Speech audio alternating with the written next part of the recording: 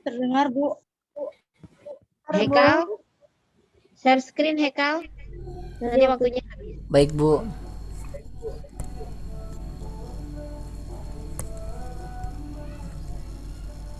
Ini musiknya siapa yang hidup?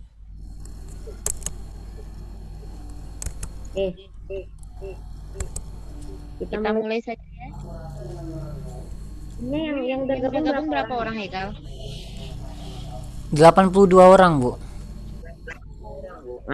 Baru 2 orang. 82, Kemana yang lain? 82, Ibu. Oh, 82. Oke. Kalau udah gabung 82, kita langsung itu aja.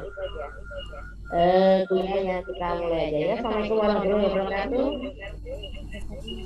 Waalaikumsalam warahmatullahi wabarakatuh.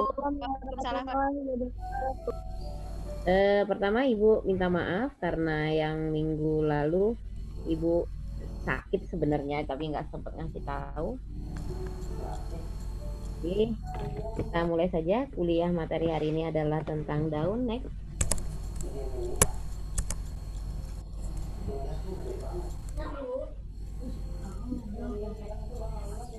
Selanjutnya Ika.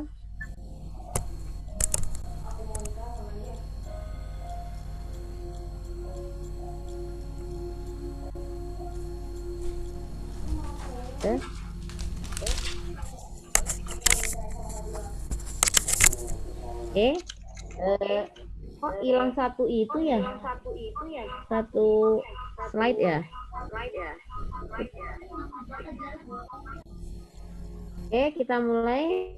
Daun itu adalah salah satu organ yang sangat penting, bukan hanya untuk tumbuhan, sebagai tanaman yang atau makhluk hidup yang heterotrof, maka kehadiran daun adalah sangat penting karena di dalam daun tersimpan klorofil yang berada di dalam kloroplas yang memiliki fungsi untuk melaksanakan aktivitas fotosintesis.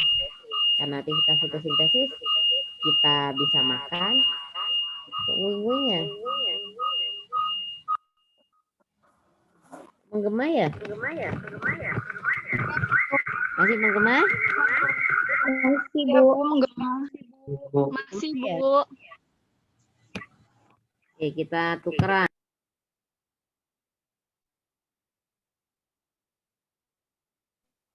Oke.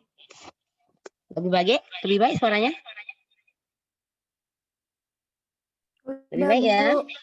Dah. Iya, Bu. Pakai HP untuk suara pakai HP.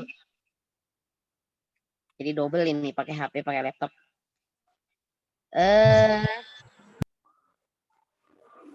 Diulang lagi. Jadi kehadiran kloroplas yang mengandung klorofil itu sangat penting untuk kehidupan di permukaan bumi. Kita yang makhluk hidup yang heterotrof juga sangat tergantung oleh makhluk hidup yang autotrof karena semua sumber daya mulai dari protein, kok berdenging lagi ya, protein, lemak, terutama karbohidrat, semuanya berasal dari tumbuhan. Oke. Jadi anatomi daun itu terdiri dari beberapa lapisan. Yang paling luar adalah epidermis. Epidermis itu ada di permukaan atas dan di permukaan bawah. Yang di permukaan atas disebut dengan permukaan adaksial. Yang di bawah disebut dengan permukaan abaksial. Umumnya dilindungi oleh kutikula pada dinding sebelah luar. Jadi pada dinding sebelah luar, baik epidermis atas maupun epidermis bawah, itu dilindungi oleh kutikula. Fungsi kutikula adalah untuk mengurangi penguapan karena kutikula itu masuk ke dalam senyawa lemak sehingga dia tidak bisa ditembus oleh air. Jadi air yang dari luar juga tidak bisa masuk ke celah-celah antar sel atau lamela tengah. Kemudian yang dari dalam juga tidak bisa keluar untuk melaksanakan penguapan. Jadi air hanya akan menguap melalui stomata. Kemudian beberapa sel epidermis pada tahap diferensiasi setelah terbentuk protoderm, maka sebagian sel protoderm yang berasal dari lapisan tunika pada meristem apikal batang itu berkembang menjadi protoderm, kemudian setelah berkembang menjadi protoderm akan berdiferensiasi lebih lanjut. Ada yang membentuk sel epidermis biasa, ada yang membentuk stomata, ada yang membentuk trikoma, ada yang membentuk sel-sel lain, mungkin termasuk idioblas. Kemudian lapisan yang kedua adalah mesofil. Umumnya lapisan mesofil itu ada dua bagian, yaitu yang sebelah atas adalah mesofil palisade yang sel-selnya tersusun tegak lurus terhadap permukaan epidermis. Kemudian di bawahnya adalah lapisan bunga karang atau lapisan spon. Lapisan mesofil itu sel-selnya adalah sel-sel yang bersifat parenkimatis. Artinya dia merupakan bagian dari jaringan parenkim. Next.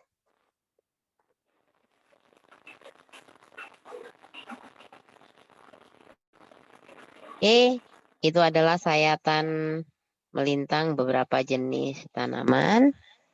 Ada yang memiliki lapisan palisade beberapa lapis, ada yang memiliki lapisan palisade satu lapisan. Untuk gambar yang di atas itu lapisan palisadenya lebih dari satu lapisan. Ada dua lapisan di situ yang terlihat. Kemudian yang di bawah itu justru dia adalah tanaman monokotil. Jadi tidak semua daun pada tumbuhan itu memiliki mesofil yang terpisah menjadi dua hal, meristem palisade dan juga meristem bunga karang. Tetapi pada tanaman monokotil pada umumnya tidak memiliki mesofil palisade. Oke, next.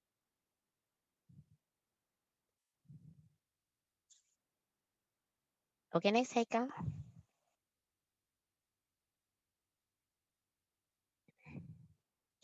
Tipe-tipe parenkim itu tadi sudah dijelaskan di gambar yang di atas.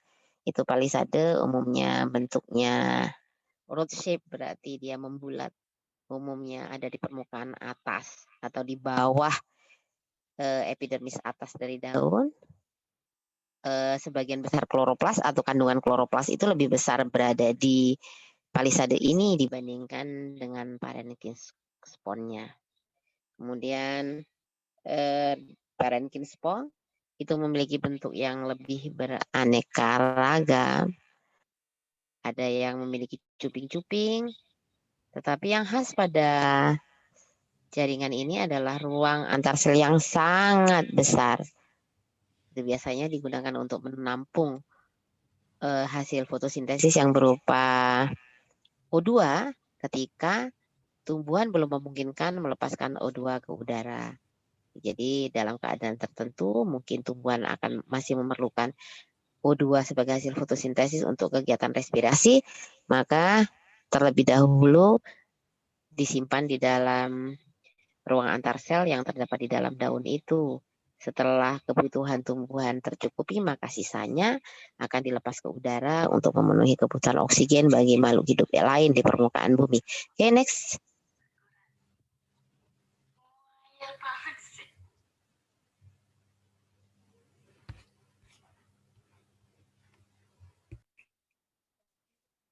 Ini sama saja, ini adalah sayatan melintang, tapi ini lebih 3 dimensial. Ini gambar ilustrasi saja. Kalau yang tadi adalah gambar yang beneran.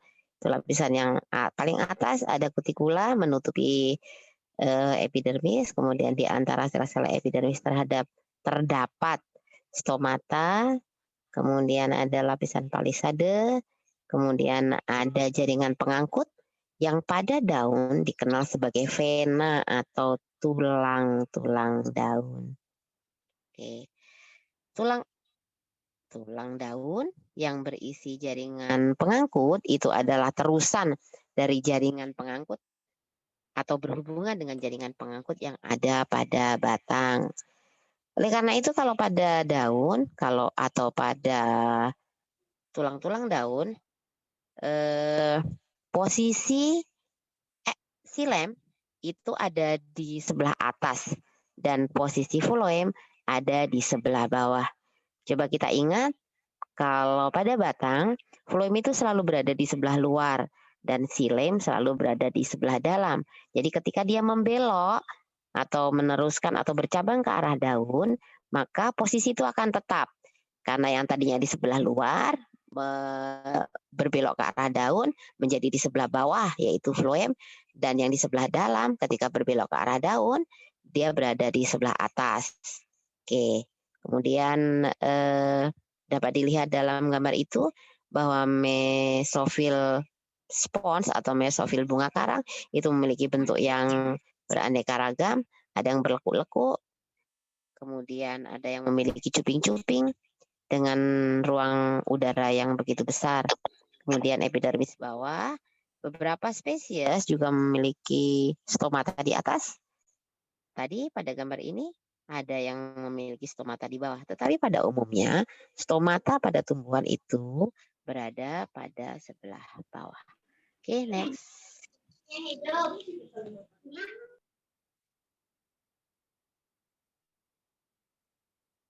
Ayo, siapa yang nggak pakai jilbab? Kameranya nggak usah dihidupin. Ayo, next. Haikal.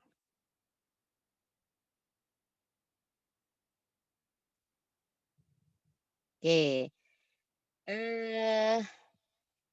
Daun itu dibedakan menjadi beberapa tipe. Ada tipe dosiventral, isobilateral, ada convergen atau uniform.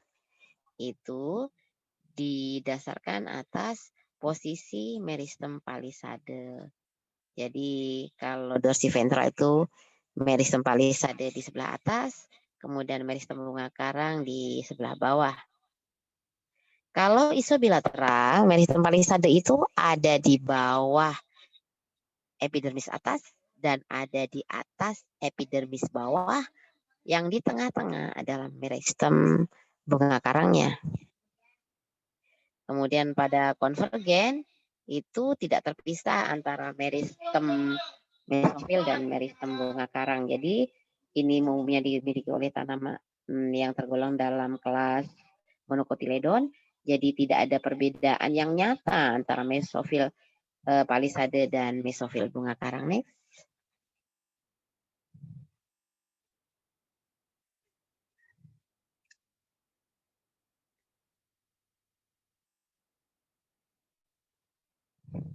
Haikal, tolong di print screen beberapa layar ya Haikal, nanti tolong dikirim ke Ibu. Iya Bu, baik Bu. Ini tipe-tipe mesofil, ini gambarnya yang tadi penjelasannya di depan. Ini gambar yang di atas, ini ada parenkim palisade di bawah epidermis atas. Kemudian yang gambar yang di bawah itu adalah ini gambar daun jagung. Yang di atas itu epidermis ya, yang besar-besar itu epidermis. Itu epidermis buliform namanya atau disebut dengan sel kipas. Jadi sel kipas ini kalau pada tumbuhan monokotil terutama yang golongan rumput-rumputan itu memiliki fungsi untuk menggulungnya daun ketika kadar air di dalam daun itu sangat menurun. Jadi daun akan menggulung, yang bertanggung jawab menyebabkan menggulung atau tidak itu adalah sel-sel buliform itu. Jadi nanti ada mekanisme keluar masuknya air ke dalam buliform itu. Jadi kalau turgiditas air di dalam buliform itu menurun, maka daun akan menggulung. Next.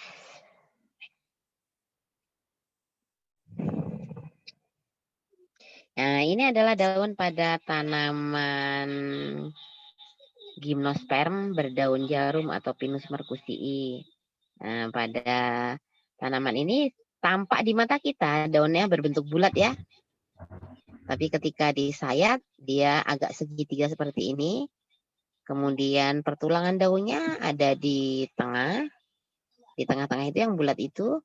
Kemudian ini adalah struktur khas dari daun gimnosperm berdaun jarum itu jaringan pengangkutnya atau tulang daunnya dilindungi oleh sel-sel yang besar, itu disebut dengan endodermis. Jadi endodermis bukan hanya ada di akar, tetapi ada juga di daun, yaitu daun tanaman gimnosperm yang berbentuk jarum. terutama pinus. Pinus berbagai macam pinus, bukan hanya Pinus marcusii saja. Karena di Indonesia yang mampu tumbuh hanya Pinus marcusii saja.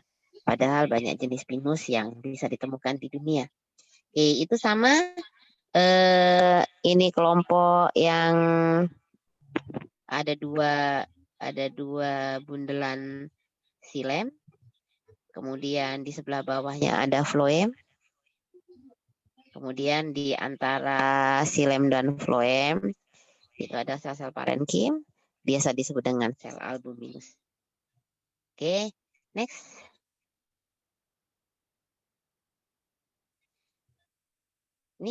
Ini adalah gambar yang menunjukkan ada dua lapisan palisade di permukaan atas.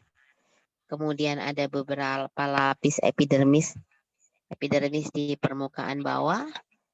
Kemudian pada yang di gambar yang bawah itu ada seperti lubang. Seperti lubang itu adalah stomata yang tersembunyi atau menonjol ke dalam epidermis. Itu disebut dengan sunken stomata atau stomata yang tenggelam. Di gambar atas juga kelihatan itu ada seperti lubang, itu juga adalah stomata yang tertanam di dalam daun. Kenapa demikian? Karena tanaman ini adalah tanaman yang hidup pada daerah kering. Jadi di depan stomata yang masuk ke dalam atau di dalam stomata yang sunken itu biasanya terdapat trikomata untuk lebih mengurangi penguapan. Kemudian itu terlihat ada lapisan kulit kutikula di epidermis bawah pun yang agak pink-pink itu sangat tebal. Ini adalah daun golongan Kamboja. Kamboja ya yang mampu hidup di daerah yang kering. Sebangsa nerium, kemudian adenium itu kan lebih suka di tanah yang kering ketimbang tanah yang basah. Oke, next. Nah, ini adalah tulang daun. Ini adalah gambar tangkai daun.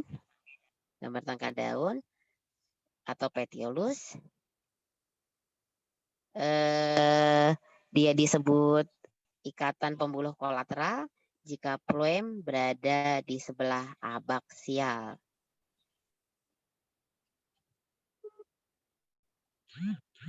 Kemudian yang kedua, tersusun seperti cincin jika phloem berada di sebelah eksternal xilem, artinya dia mengelilingi phloem. Jadi phloem itu berada di tengah dikelilingi oleh xilem. Ya, tapi tidak umum pada semua tumbuhan. Umumnya tumbuhan adalah phloem ada di sebelah abaksial dan xilem ada di sebelah adaksial. Oke, next. Jadi struktur ikatan pembuluh yang ada di daun itu juga akan sama dengan ikatan pembuluh yang ada pada batang. Kemarin waktu presentasi kalian sudah menjelaskan ada ikatan pembuluh itu yang kolateral terbuka, bikolateral, dan sebagainya. Jadi apa tipe ikatan pembuluh yang ada pada batang, itulah yang dimiliki oleh daun. Jadi akan sama. Jadi tidak ada bedanya antara ikatan pembuluh yang berada di batang dan yang ada di daun. Kenapa disebut ikatan pembuluh? Kenapa Ibu menyebutnya ikatan pembuluh? Karena xilem itu akan selalu bersama-sama dengan phloem berdampingan. Jadi membentuk suatu kelompok-kelompok. Kemudian antar ikatan pembuluh kalau pada batang biasanya terpisah oleh sel-sel parenkim yang disebut dengan jari-jari empulur yang merupakan sistem radial dari xilem dan juga phloem. Ingat ya, sistem radial dan sistem aksial yang terdapat pada jaringan xilem dan jaringan phloem. Oke, ini adalah skema susunan daun, susunan pertulangan daun atau ikatan pembuluh yang ada pada tanaman dikotil dan pada tanaman monokotil. Oke. Jadi kalau daun itu disayat, melintang digambarkan secara umum. Pada tanaman monokotil, ikatan pembuluh itu sama besar. Jadi tidak ada ikatan pembuluh yang lebih besar. Jadi hanya beberapa tumbuhan monokotil saja yang memiliki tulang daun utama yang lebih besar. Ada yang sama besar. Kemudian di samping kiri kanan tulang daun itu biasanya memiliki ukuran pertulangan daun yang sama. Jadi digambarkan seperti gambar yang di sebelah kiri. Yang di sebelah kiri benar ya. Kemudian di gambar yang di sebelah kanan, dari pertulangan daun utama akan bercabang menjadi pertulangan daun nomor 2 atau cabang pertama, kemudian bercabang lebih kecil dan bercabang lagi yang lebih kecil. Secara skematis akan digambarkan seperti gambar yang sebelah kanan. Jadi ada pertulangan daun yang besar, ada pertulangan daun yang kecil di sebelah kiri dan kanannya. Karena itu adalah cabang dari pertulangan daun yang besar itu. Jadi tulang daun yang kecil yang di sebelah kiri dan kanan tulang daun yang besar itu adalah cabang dari tulang daun yang besar itu. Next.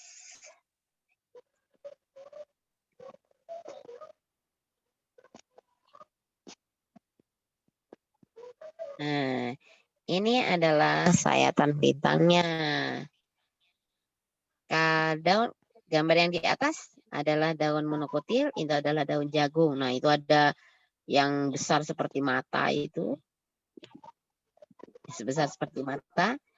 Itu adalah ruang udara. Ada rongga udara. Di batang juga demikian.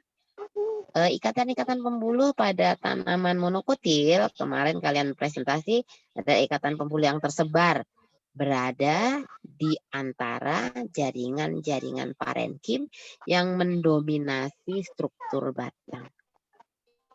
Jadi gambarnya seperti itu. Sama yang di tulang daun utama, yang di tengah itu, yang bulatnya gede itu, di sebelah bawahnya ada yang berwarna ungu atau merah-merah itu adalah jaringan sklerenkim. Yang di atas juga yang berwarna pink itu juga jaringan sklerenkim. Dia menambah kuat batang. Kemudian yang di antara yang besar itu, yang di sekeliling yang besar itu adalah sel-sel xilem. Kemudian yang di atas yang merah atau di atas yang ungu itu ada sekelompok yang putih, itu adalah phloem. Jadi yang di atas itu adalah permukaan atas epidermis atas, yang di sebelah bawah adalah epidermis bawah. Jadi epidermis bawah tidak punya sel kipas atau buliform. Yang punya buliform adalah sel-sel epidermis yang sebelah atas. Itu sama saja. Gambar ketiga gambar ini adalah sama. Oke, hanya berbeda spesies saja. Jadi memiliki ketebalan yang berbeda. Oke, next. Sama-sama monokotil.